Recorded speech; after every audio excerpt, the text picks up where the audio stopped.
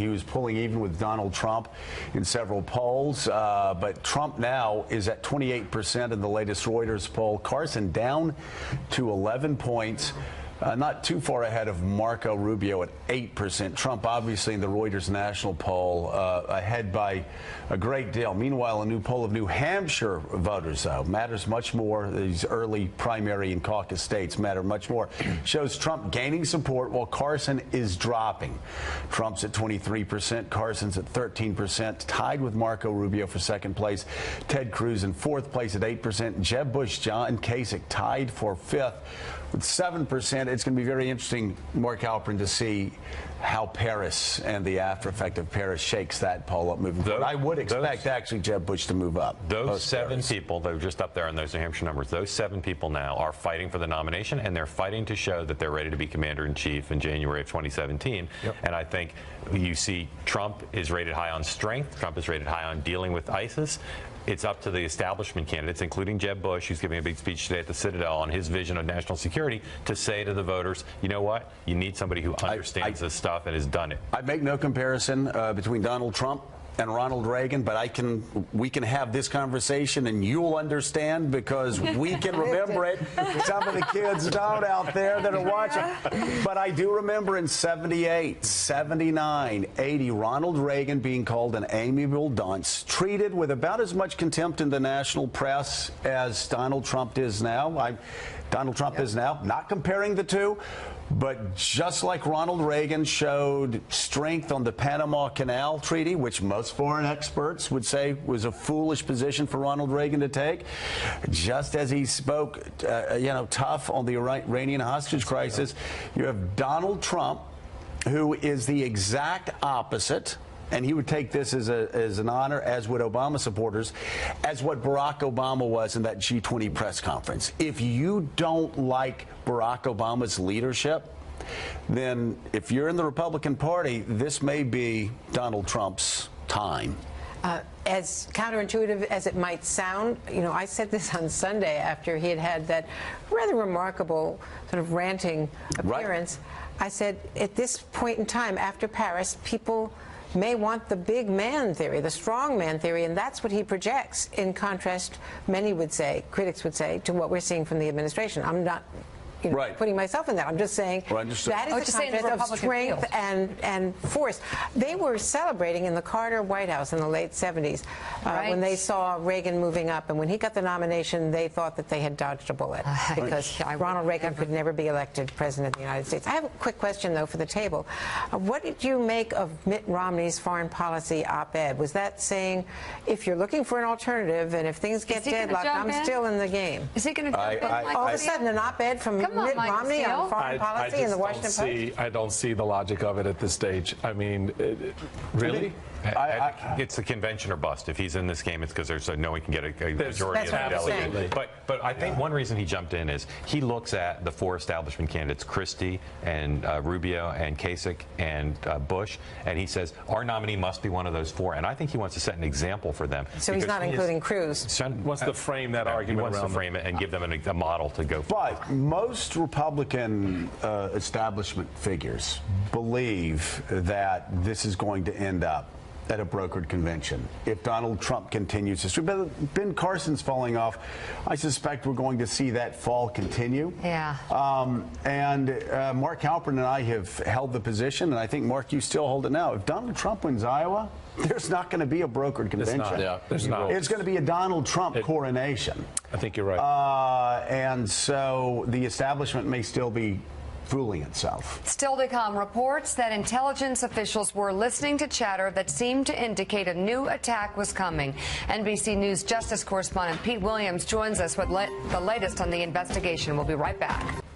An advisor to Ben Carson says the Republican candidate is struggling to grasp foreign policy. This after Carson doubled down this week on his assertion of Chinese military involvement in Syria. The Syrians have sophisticated Chinese weaponry. That's the basis of it. And that sophisticated Chinese weaponry requires support in order to utilize it. And where are you getting that information from? Who's been advising you on that matter? My advisors, I have advisors who are former military people and advisors who are former CIA people. But Dwayne Claridge, an 83-year-old former CIA operative advising Dr. Carson, says it's been difficult to get through to him on foreign policy. He told the New York Times, quote, "Nobody has been able to sit down with him and have him get one iota of intelligent information about the Middle East." He also said Carson needed weekly conference calls briefing him on foreign policy so, quote, "we can make him smart." The Carson campaign pushed back, saying that Carson has daily briefings and that Claridge is, quote, "clearly not one of Dr. Carson's top advisors." For the New York Times to take advantage of an elderly gentleman and use him as their foil. It's the Rumsfeld defense. And my lord, in this story is an affront to good journalistic practice. David, But wait, there's more. Ben Carson is also under scrutiny for an evasive answer on ISIS that he gave on Fox News this weekend. But who would you call first, specifically, to put together an international military coalition? My point being that if we get out there and we really lead, and it appears that we're making progress, then all of the Arab states and even the non-Arab states, who I think are beginning to recognize that the jihad movement is global. It is not just local in the Middle East. But if we fight it there, they will have to pool their resources in that area, and then we won't have to necessarily fight them here. That's what I'm saying. But can you tell us who you would call first, sir, on the international scene? I would call for all of the Arab states to be involved in this. I would call for all of our traditional allies to be involved in this. You know, I don't want to leave anybody out. after criticism for failing to provide a single country he would call, Carson advisor Armstrong Williams told the New York Times, quote, "He's been briefed on it so many times, I guess he just froze." Williams elaborated in an interview with Mark Halprin. Dr. Carson was very dismissive of the question. He did not think it was a question because it was hypothetical. And Dr. Carson doesn't like answering hypotheticals. And so he intentionally did not answer the question. And why I know that, because I had an extensive discussion with him earlier this morning about the Fox interview. What did he say? He said he was very dismissive. He just thought it was a silly question. And I said to him, I said, look, when you're on these national forums as well as in the debates, when they ask these questions, while you may think they're silly, if you don't answer them, people may think that you don't know the answer, in which you've been asked that question 100 times and we know you know the answer. The landscape of foreign policy, the country, and the dynamics are changing every day. The bottom line, on any given day, any of these candidates can be asked a question about foreign policy that they could not answer. Dr. Carson is still on a learning curve. There's much for him to learn. He is not perfect. He will never be perfect, but he continues to surround himself with people and engage people that can enhance his foreign policy credentials. Mark Halprin, you were just telling me somebody on Twitter said you're putting out the fire with gasoline by saying he's still on a learning curve. The United States and our allies, not only the Western world, but also across the Middle East, are at a critical time. And we have a guy who can't name a single country that would want to be an ally. And Dewey Claridge saying that he's not absorbing this information. Dr. Carson is not a foreign policy expert. and yet his campaign manager, Barry Bennett, told me the other day, he said, look at the whole field. There's nobody in this field who's a true foreign policy expert. But you interviewed Jeb Bush. This is not a serious candidate. He does not look serious there, especially when you compare that interview with your interview with Jeb Bush yesterday, who handled every single question in a way, I've got to say, that actually makes him not only lap Marco Rubio, but everybody else in the field. Jeb Bush was and you said as much. He was extraordinarily impressive. We talked to him for 25 minutes or so, and he answered every question fluidly with a lot of detail and a lot of heart too, not just memorized talking points. And Dr. Carson can't do that, but he is appealing to people on a different basis than that. But Post-Paris, I don't know that a guy that makes you feel good about his life story is going to be as appealing to Republican voters, is it? I think at this point, and I think the polls reflect this, the country doesn't need someone to be on a learning curve. You need to have an understanding, at least at a visceral level, of what you need to do here as President of the United States. And look, January of 2017 waits for no one. You step into that office the first day, they give you that national security briefing. You'd better be prepared to make that first phone call to your Arab allies or whoever you decide you need to speak to. But if you don't know that now, the question that the country has to ask is, can we wait for you to find out? And by the way, new polls. We have new poll numbers that show the American public is uneasy with the United States ISIS strategy. A New York Times CBS News poll released just before the terrorist attacks in Paris last week found that Americans were already unhappy with the president's approach to ISIS. Just 31% of Americans said they approve of the way the president is handling the situation with ISIS militants in Iraq and Syria. 72% felt things were going badly for the U.S. in its fight against ISIS. And with these are the same folks oftentimes who suggest that they're so tough that just talking to Putin or staring down ISIL or using some additional rhetoric somehow is going to solve the problems out there. But apparently they're scared of widows and orphans coming into the United States of America as part of our tradition of compassion. Now, first they were worried about the press being too tough on them during debates. Now they're worried about 3-year-old orphans. That doesn't sound very tough to me. They've been playing on fear in order to try to score political points or to advance their campaigns. And it's irresponsible. And it's contrary to who we are. And it needs to stop because the world is watching. That was the president last night in the Philippines. David Ignatius, I've got to go back to you. Is that an appropriate time for the president to take the same? Watching the president go back to his earlier criticism of Republicans who couldn't handle debate moderators, that's clearly wrong. It's not appropriate in the moment, and it's hard to watch that.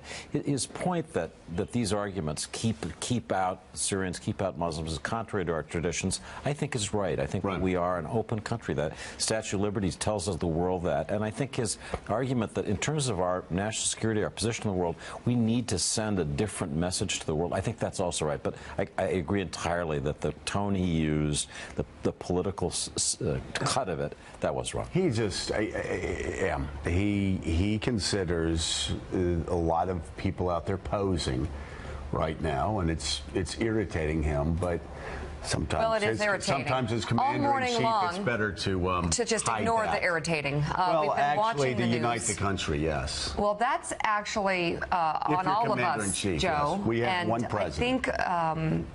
I think we'll start with the governors who actually have no jurisdiction over this decision, talking about something that they have nothing to do with, really merely for political purposes. Some who are up for re-election and are using this. That's ugly, and that's really not what's called on all of us right now to come together as a country. So it's not just the president. Let's go. All morning long, we've been watching the news on the police raid of a terror cell near Paris, where 2 are dead and 7 are under arrest. Joining us now, member of the Foreign Relations Committee, Democratic Senator Chris Coons of Delaware, also director of the Transnational Threats Project at the Center for Strategic and International Studies, Thomas Sanderson, and former House Majority Leader Eric Cantu, who has just endorsed Jeb Bush for president. Good to have you all on board. Good to have you guys here. Senator, let's begin with you. What do we need to be looking for from Congress? As there's more talk about aggressive actions, possibly more boots on the ground, do we need to declare war against ISIS? First, we have been at war against ISIS since August of last year, when we began running military actions, taking airstrikes against ISIS, first in Iraq, then in Syria. Remember the Yazidis who fled up Sinjar Mountain.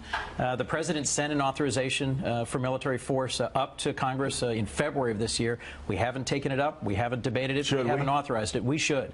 I think that's our constitutional responsibility. It's difficult for us to come to consensus around our policy and our strategy, but we should. Second, we need to do our homework and have a responsible bipartisan conversation about what is the refugee screening policy, what are the weaknesses or threats that we now need to assess in light of this Paris attack, and what more should we be doing to fund and support the Department of Homeland Security so it can keep us safer and so it can make sure, as the federal agency principally responsible for making sure that those who come to this country are appropriately vetted, that we've dealt with any new threats. Thomas Anderson, how great of a threat is ISIS to the homeland? It's pretty significant, not the same degree as it is in Europe or in France in particular, where they have thousands of people who have gone to the battlefield.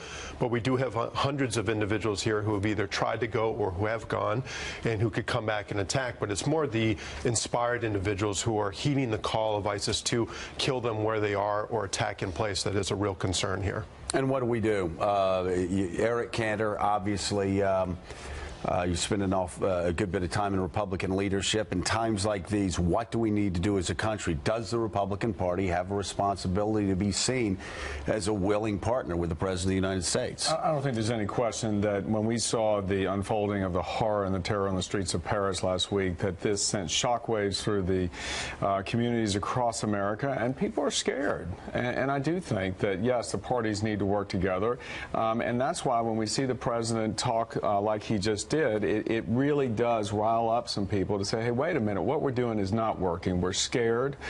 Mika, you talk about the governors and their reaction. What we need is a plan. And as you said, I've endorsed Jeb Bush since the summertime. And when he gave a speech at the Reagan Library, he said, we need a plan not only to rebuild our military, but in order to do that, in order to keep America safe. That's why we need to do Jeb that. Bush yesterday morning, talking to Bloomberg, said that we have a tradition of accepting refugees into this country, and we need to continue that tradition. It sounded as if he, too, was disagreeing with most of the Republican governors. So I think where Jeb has come down on this is say, first and foremost, we've got to keep our country safe. And the visceral reaction, we've seen that occur.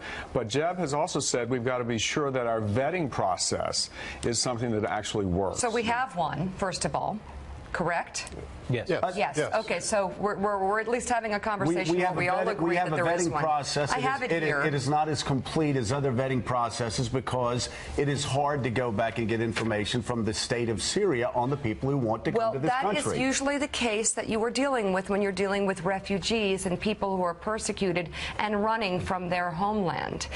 We don't have a database to work with, which is why we have an extensive vetting process that lasts over 18 months for these families, where they are given physical tests, they are interviewed multiple times, health exams. Why don't you all look at the vetting process and tell me what Senator, is wrong with it? Is the vetting process good enough to accept 10,000 Syrian refugees as the President wants over the next year? We have a thorough and detailed vetting process, and actually later today there's going to be a bipartisan classified briefing for the Senate, so we all are working from the same common set of facts. So should we we continue with the President's plan to accept 10,000 Syrian refugees over the next year? We should be working first to make sure that the vetting process is as thorough and secure as we are told it is. Right. We should reassure ourselves that it actually is as secure as we understand it to be. And we should move forward to continue accepting refugees that have been thoroughly vetted and pose no risk to the United States. So can you give me an answer today on the 10,000 Syrian refugees the President wants to bring in? I think we first have to assess the thoroughness and security of the vetting process. Richard Haas. On a bipartisan basis. Joe, we need a vetting process that's good and can handle scale, but that's not enough.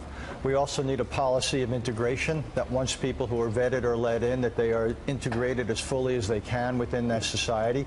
And then we need a monitoring policy. And this gets into this whole area of NSA and the issue of private security versus collective security. And what, if any, ways we need to adjust that balance. So I don't think it's enough to put all the burden on vetting. My view is we do need to let these people in. It's not simply consistent with our DNA, but it's consistent with American security. People are worried about the downside to security if a few bad people get in. I'm worried about the downside to security if the United States alienates many of the Muslims already in this country or other Muslims around the world if we erect a barrier to Muslim immigration. So to me, the answer is yes, vetting, but then also integrating and monitoring as needed. You need a total policy. And Eric, that's what the United States does. So much better than Europe. We do know how to integrate so much better than Paris. This raises the question of the other controversial issue, which is the metadata collection program, because Richard talked about the need for us to make sure that we're safe once we let folks in. But, you know, Congress went about taking away a lot of those tools, and this is something that, you know, Jeb Bush has been talking about, saying, hey, I've said all along we shouldn't be giving up the metadata collection tools that our law enforcement and agencies have to make sure that we are safe, to watch the potential for homegrown terrorist organizations here at home. And that, I think, also has to be a part of this discussion. Okay, we do understand that we're talking about this after a terror attack in Paris in which the attackers were French and Belgian. They were not refugees, correct?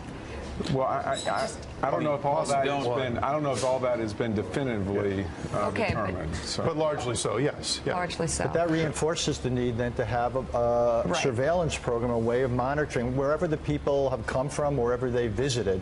We do have to have enough of a mechanism in our society to make sure that the people who are here, however they got here, are playing by the rules and keeping the laws.